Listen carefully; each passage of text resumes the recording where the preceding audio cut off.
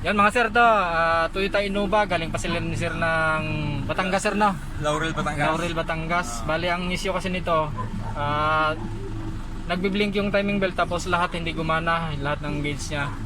Yan, tapos nung tanggalan ko na ng tornilyo, bigla na nang gumana. 2,000 na agad. Pwede na sila. Tornilyo pa lang. Pwede na sila umuwi ni sir. Biglang gumana nung kalasin ko na. Tinanggal ko na yung tornilyo dito, oh. Gumana na sa bigla. Yari na, okay. Yeah. Yeah, i-repair natin 'to mga sir.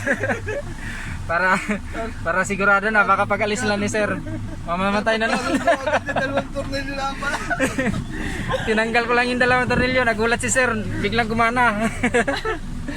Yeah. Toyota Innova mga sir, ang issue, blinking yung timing belt, tapos blackout, tapos bigla siyang gumana. Yeah, gawin natin to mga sir. Yan, ito na mga sir yung panel gauge ng Toyota Innova, galing pang Batangas. Yan, yung ginawa ko kaninang ganito rin ng issue na Innova, galing silang Gen 3 lang, dito lang sa Cavite. Pero ito, yung after nung taga Gen 3, ito may dumating din ano, taga Batangas. Yan. Ang issue nito mga sir, ano, yung blinking yung timing belt, tapos hindi gumana lahat ng gauge. Tapos nung tatanggalin ko na siya, biglang gumana.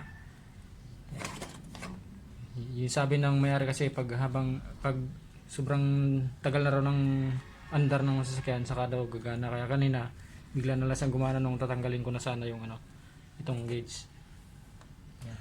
Tapos ito mga sir, nakita ko nawala na sa kalibrasyon yung mga needle. Yan, kung napansin nyo mga sir, wala na sa kalibrasyon yan, hindi na naka-zero. Duda ako nito, baka ito wala na yung fuel at saka temperature, wala na sa kalibrasyon. Duda ako na buksan na to. Hindi ko alam, sabi ng may-ari hindi pa daw nila napabuksan, pero ito nawala sa kalibrasyon eh. Tapos yung ano, yung angat ng needle sa mukha niya, oh, masyado nang mataas, wala na sa clearance. Buksan natin mga sir, subukan natin i-repair to.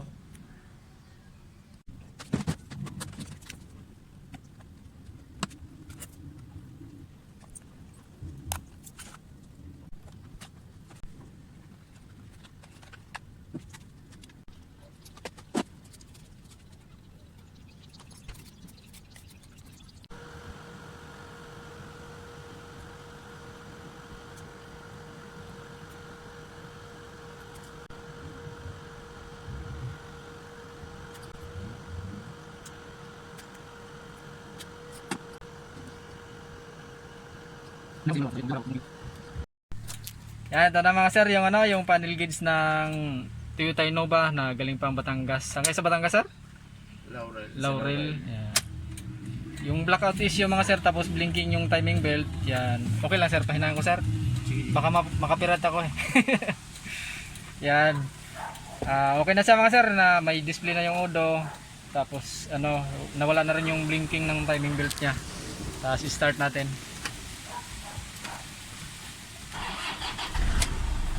Yan, okay na mga sir. Yan.